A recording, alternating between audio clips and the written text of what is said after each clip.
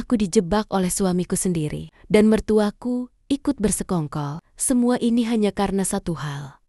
Mereka ingin menguasai hartaku. Aku tidak pernah menyangka orang yang paling kupercaya justru menjadi orang yang paling tega menghancurkan hidupku. Sebelum aku lanjutkan cerita ini, jangan lupa tekan tombol subscribe dan nyalakan loncengnya. Semoga yang sudah subscribe dan menonton video ini dijauhkan dari pengkhianatan, diberi kesehatan, rezeki yang lancar, dan umur panjang. Amin ya Allah.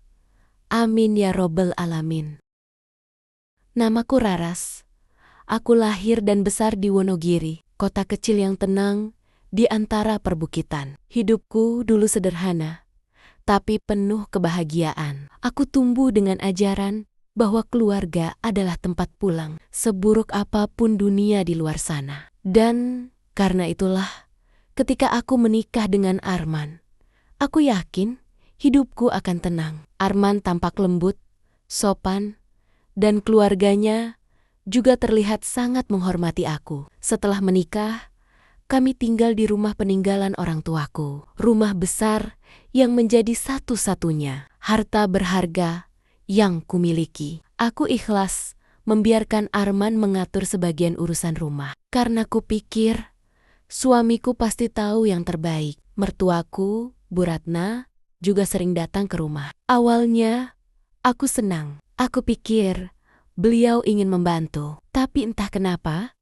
makin lama beliau seperti terlalu mencampuri segala hal. Dari urusan dapur sampai keuangan. Raras, kalau uang belanja, kasih ke Arman saja. Biar laki-laki yang pegang.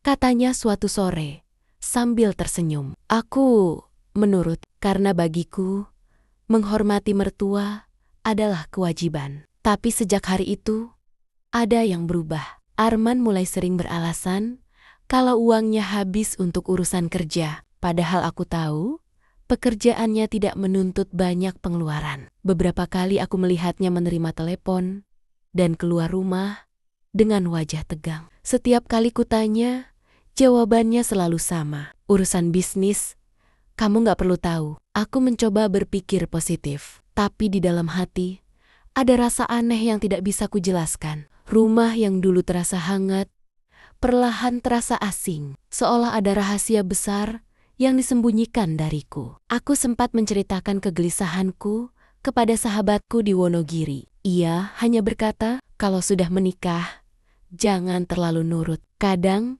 yang kita percaya justru yang menusuk dari belakang. Aku hanya tersenyum waktu itu. Aku tidak tahu. Kata-katanya akan menjadi kenyataan pahit dalam hidupku. Karena beberapa minggu kemudian, ada sebuah peristiwa kecil yang menjadi awal dari jebakan besar yang disiapkan oleh suami dan mertuaku sendiri.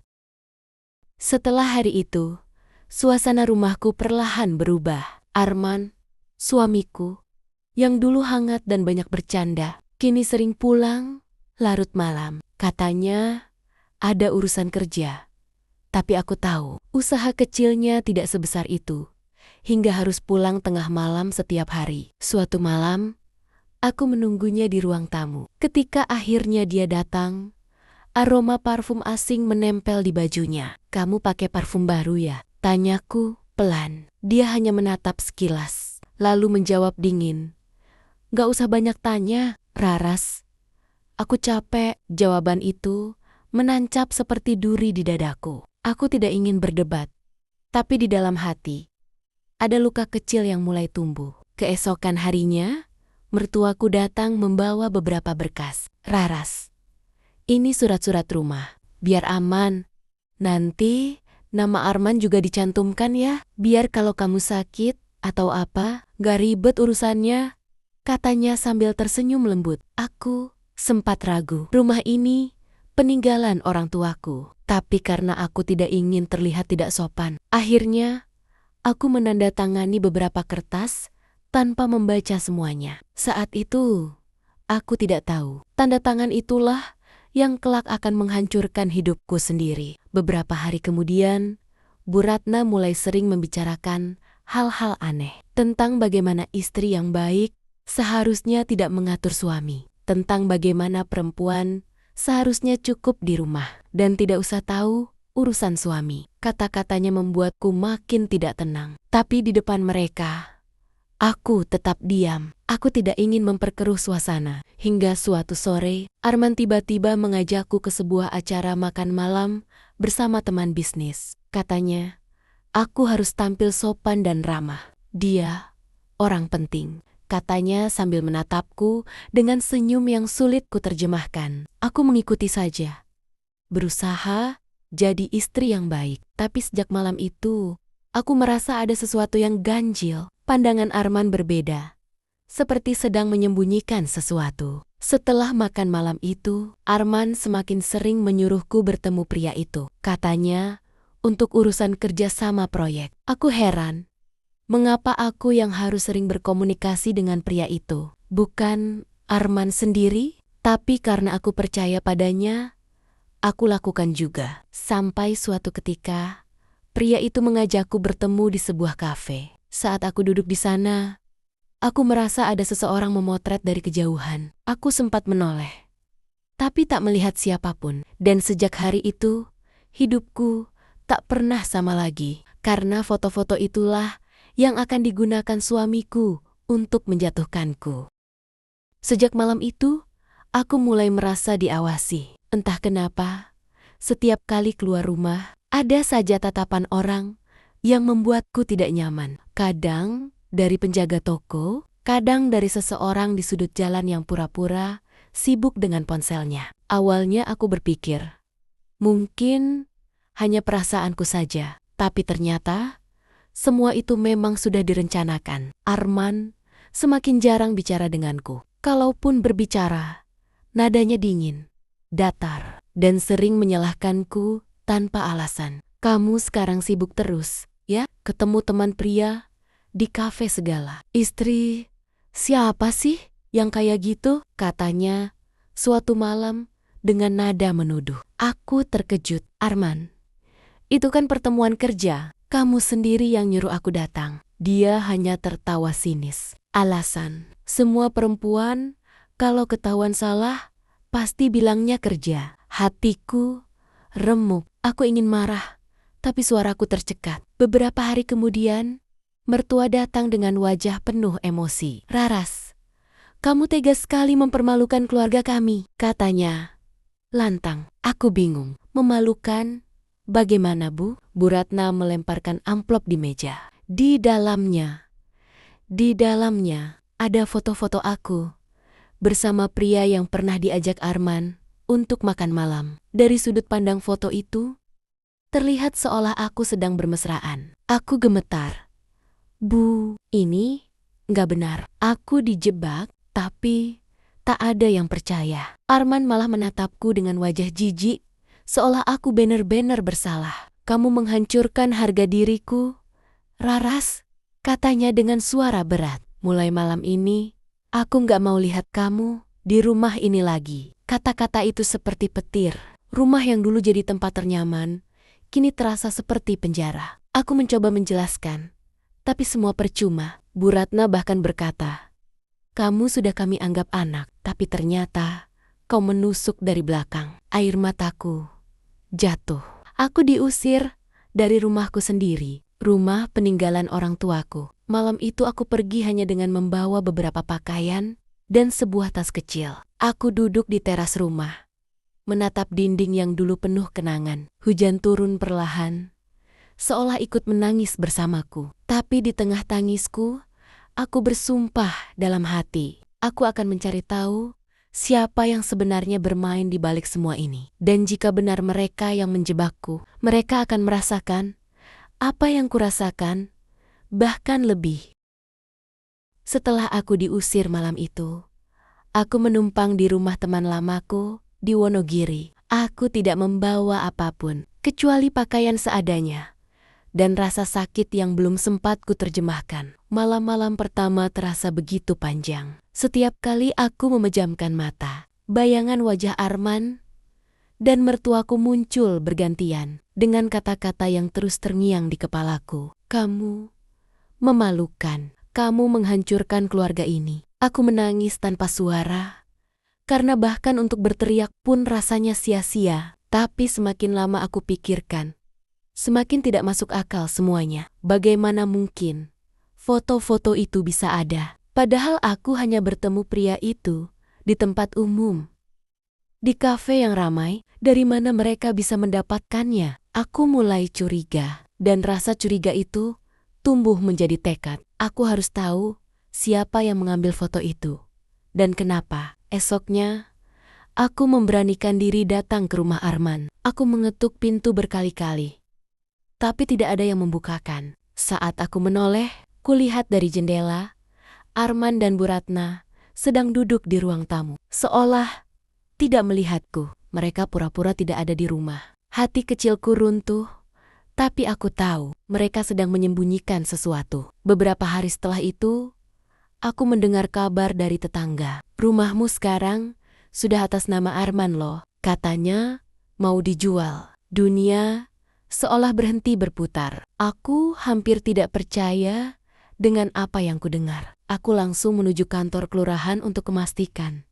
Dan benar, sertifikat rumah peninggalan orang tuaku sudah berganti nama. Ada tanda tanganku di sana. Tapi bukan aku yang menandatangani. Saat itu, aku sadar, semua ini bukan salah paham. Ini jebakan yang disusun rapi. Arman dan mertuaku bekerja sama untuk mengambil seluruh asetku. Fitnah perselingkuhan hanyalah alat supaya aku terpojok dan tidak bisa melawan. Di hari yang sama, aku bersumpah dalam hati, aku tidak akan diam. Aku akan buktikan bahwa aku tidak bersalah, dan aku akan rebut kembali semua yang mereka ambil. Tapi untuk melawan mereka, aku tahu aku butuh keberanian lebih dari sekadar marah. Aku harus berpikir jernih. Aku harus punya bukti. Dan malam itu, di kamar kecil tempat aku menumpang, aku menatap lenggit-lenggit sambil berbisik lirih. Ya Allah, kalau memang aku tidak salah, tolong tunjukkan kebenarannya. Beri aku jalan. Karena sejak saat itu, hidupku berubah. Dari perempuan yang hancur karena fitnah, menjadi perempuan yang siap melawan dengan kebenaran. Setelah berhari-hari larut dalam air mata, aku akhirnya sadar. Menangis tidak akan mengubah apapun. Aku harus berdiri lagi. Aku harus mencari tahu siapa sebenarnya yang merencanakan semua ini dan bagaimana mereka melakukannya. Aku mulai dari hal yang paling kecil. Pria yang difoto bersamaku, namanya Reno, rekan bisnis yang dulu dikenalkan Arman padaku. Aku mencoba menghubunginya lewat pesan, tapi tidak dibalas. Nomor teleponnya pun sudah tidak aktif. Aku hampir menyerah. Sampai suatu hari, aku bertemu seorang karyawan kafe tempat kami dulu bertemu. Mbak Raras. Waktu itu saya heran, kok ada 2 orang duduk di belakang. Mbak yang dari tadi matrit-motrat diam-diam, katanya pelan. Ucapan itu membuat jantungku berdebar keras. Kamu yakin? Tanyaku cepat. Iya, Mbak, saya ingat betul. Salah satunya sempat bicara sama suami Mbak di parkiran setelah Mbak pergi. Dunia seakan berputar di kepalaku. Semua potongan puzzle itu mulai menyatu. Arman menyuruhku bertemu Reno. Lalu seseorang memotret diam-diam. Dan foto itu digunakan untuk menuduhku berselingkuh. Itu bukan kebetulan. Itu skenario. Aku menunduk, tangan gemetar. Aku tidak tahu harus marah atau menangis. Tapi satu hal yang pasti, aku tidak akan diam lagi. Hari itu juga aku pergi menemui pengacara lama ayahku, Pak Wibowo. Beliau sudah tua, tapi masih ingat betul keluarga kami. Setelah mendengarkan ceritaku dengan tenang, beliau berkata, kalau benar sertifikat rumahmu sudah dialihkan tanpa izin, kamu bisa tuntut balik. Tapi kita harus punya salinan dokumen aslinya. Aku mengangguk. Malamnya, aku kembali diam-diam ke rumahku. Rumah yang kini sudah bukan atas namaku lagi. Lampu teras menyala, tapi suasana sepi. Aku menunggu di luar pagar sambil memperhatikan setiap jendela. Ketika Arman pergi keluar rumah, aku masuk pelan lewat pintu samping. Hatiku berdebar kencang. Di ruang kerja Arman, Aku menemukan tumpukan berkas di laci bawah meja. Di antara dokumen-dokumen itu ada fotokopi surat tanah, beberapa kwitansi, dan satu flash disk kecil berwarna hitam. Aku ambil semuanya. Saat hendak keluar, langkahku berhenti. Di atas meja ada selembar kertas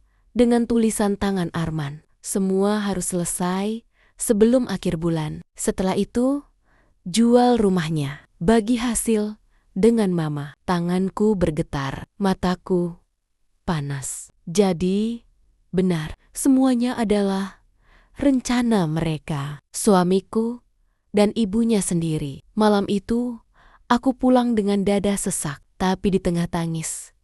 Aku tahu, inilah awal dari perlawanan. Aku sudah punya bukti, dan aku akan pakai semuanya untuk menjungkir balikan mereka. Malam itu, aku tidak tidur. Di depanku, tergeletak semua berkas yang berhasil aku ambil, salinan sertifikat, kwitansi, dan flash disk hitam kecil yang belum sempat kubuka. Aku menatap benda itu lama sekali. Mungkin di sanalah semua jawabannya tersembunyi. Dengan tangan gemetar, aku menancapkan flash disk ke laptop. Layar menyala. Muncul beberapa folder tanpa nama. Aku buka satu persatu.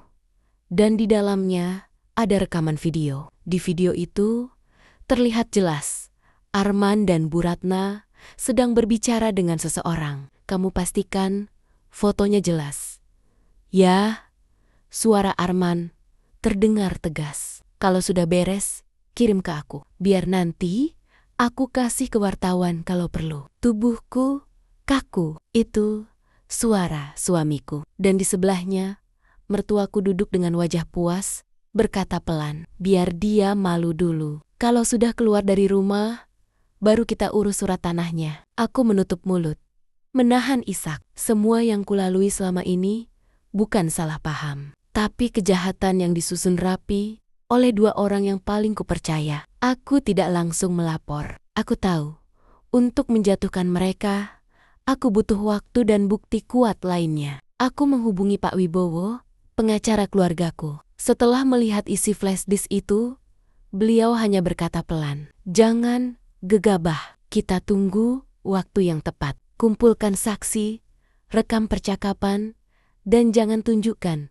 bahwa kamu tahu. Sejak hari itu, aku mulai hidup seperti bayangan, diam, tapi memperhatikan setiap langkah mereka. Aku berpura-pura ingin berdamai. Kutelpon Arman dengan suara lirih, seolah masih lemah. Man, aku capek terus salah. Aku cuma mau bicara baik-baik. Ia menolak beberapa kali, tapi akhirnya mau bertemu. Kami bertemu di sebuah rumah makan kecil. Waktu itu, aku sengaja menyalakan perekam suara di dalam tas. Arman bicara dengan santai.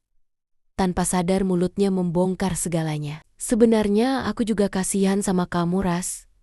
Tapi gimana? Semua udah jalan. Mama juga yang suruh. Aku cuma nurut. Kata-kata itu terasa seperti pisau. Tapi aku menahannya. Aku pura-pura tersenyum, seolah ingin memaafkan. Begitu pertemuan selesai, aku kirimkan hasil rekaman itu pada Pak Wibowo. Ini bukti kedua, tulisku singkat. Malamnya, beliau meneleponku dengan nada yakin. Sudah cukup, Raras. Sekarang kita bisa mulai proses hukum. Tapi kita harus sabar. Kita main bersih.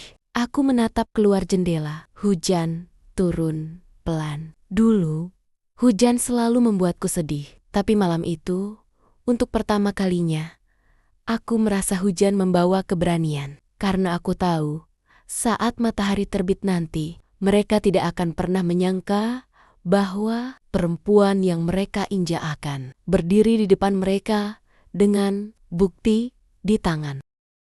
2 minggu berlalu, sejak aku menyerahkan semua bukti pada pengacara. Selama itu, aku pura-pura tak tahu apa-apa. Arman dan Bu Ratna masih merasa di atas angin. Mereka bahkan sempat datang menemuiku dengan wajah seolah penuh iba. Kamu istirahat aja, Raras. Gak usah mikirin apa-apa dulu. Rumah juga udah kami urus kok, kata Bu Ratna dengan senyum palsunya. Aku hanya mengangguk. Di balik wajahku yang tenang, Sebenarnya, aku sedang menahan amarah yang hampir meledak. Hari itu, aku sudah menyiapkan segalanya. Aku sengaja meminta mereka datang ke sebuah kafe kecil di pinggir kota. Tempat yang dulu jadi saksi kebohongan pertama mereka. Ada yang mau aku bicarakan, kataku lewat pesan singkat. Mereka datang berdua. Arman mengenakan kemeja rapi, sementara Bu Ratna memakai perhiasan seperti biasa. Tak ada sedikit pun tanda bersalah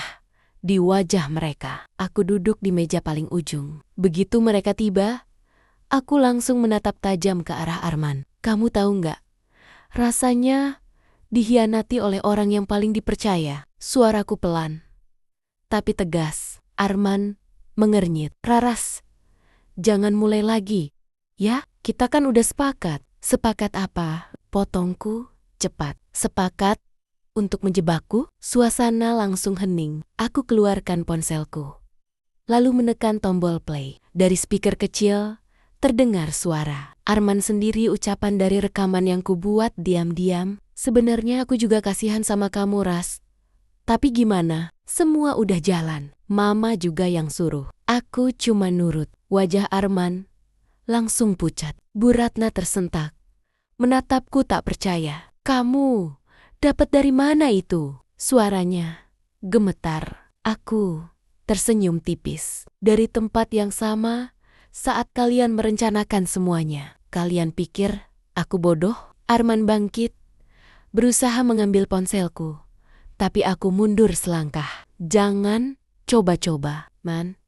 Semua salinan sudah aku kirim ke pengacara dan polisi. Mereka terdiam. Aku melanjutkan dengan nada tegas. Kalian bukan cuma menghancurkan rumah tangga aku, kalian juga mencuri hakku. Dan itu sudah masuk ranah hukum. Bu Ratna mulai panik. Raras, kita bisa bicarakan baik-baik. Baik-baik, suaraku meninggi. Kalian menuduh aku selingkuh, memalsukan dokumen, lalu mau jual rumah peninggalan orang tuaku. Kalian pikir aku masih bisa bicara baik-baik? Air mataku jatuh. Tapi kali ini bukan karena lemah. Itu air mata lega. Arman hanya terdiam. Wajahnya penuh takut. Aku menatap mereka untuk terakhir kali, lalu berkata pelan tapi tajam. Mulai hari ini, permainan kalian selesai. Kalian boleh terus berbohong, tapi tidak di hadapan hukum. Setelah itu aku melangkah pergi, meninggalkan mereka yang terpaku. Di luar, udara sore terasa begitu ringan. Untuk pertama kalinya, dalam waktu lama, aku bisa bernapas lega. Karena mulai detik itu, aku bukan lagi korban. Aku adalah perempuan yang melawan.